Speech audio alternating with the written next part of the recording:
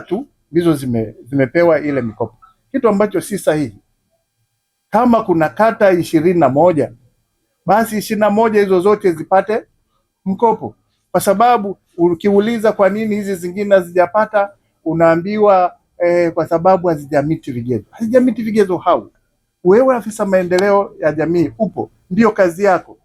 Is it rocket science kwamba hapo kwenye hiyo kata hakuna wanawake? Wapo. Hakuna vijana? Wapo. Walemavu? Wapo. Hawafanyi shughuli yoyote inafanyika. Sasa kwa nini muache mpeleke sehemu moja tu? Kuna janja fulani ambayo huwa inafanyika. Na serikali ya Chama cha Mapinduzi, sisi Chama cha Mapinduzi wenye serikali hatutakubali mchezo wa namna hiyo. Mheshimiwa Rais amekuja na Chama cha Mapinduzi kimekuja kimewaambia wananchi tunawapa mikopo iende mpaka chini. Kwa mfano ninyi watu wa mjini, kwani kila mtaa mmegawa bilioni 4?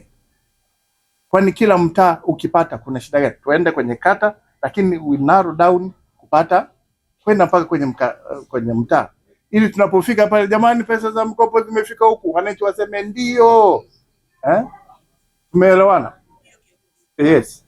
Kwa hiyo zishuke. Na nini, Chama cha Mapinduzi mpo, mwenyekiti wa wilaya, ndiyo kazi yako hiyo. Utakapopanda jukwaani kuomba kura ya Chama cha Mapinduzi, sema Chama cha Mapinduzi tumetoa fursa kwa mikopo. Jamani, amkupata mikopo, wewe ndiye unaomba kura na wananchi waseme ndiyo tumepata.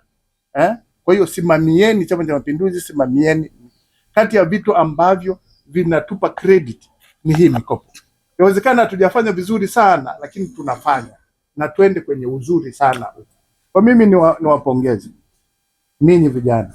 Nilikuwa wilaya moja kule Mtwara vijijini na Nyamba au Tandahimba, halmashauri ya Manyamba, nikawakuta vijana 5 kama ninyi, wana chakata sembe, wana hardware, wanakamua mafuta, na sasa walikuwa wame qualify, yani wamezidi sasa ule utaratibu wa mkopo unaotolewa na halmashauri. Sasa wanapanda juu. Na mimi nitoe rai na wito kwa vijana Tanzania kwamba tuige mfano huu.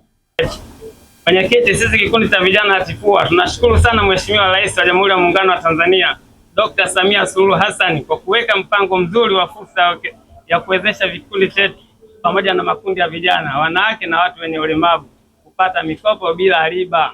Asante, kazi na utu. Tunasonga mbele.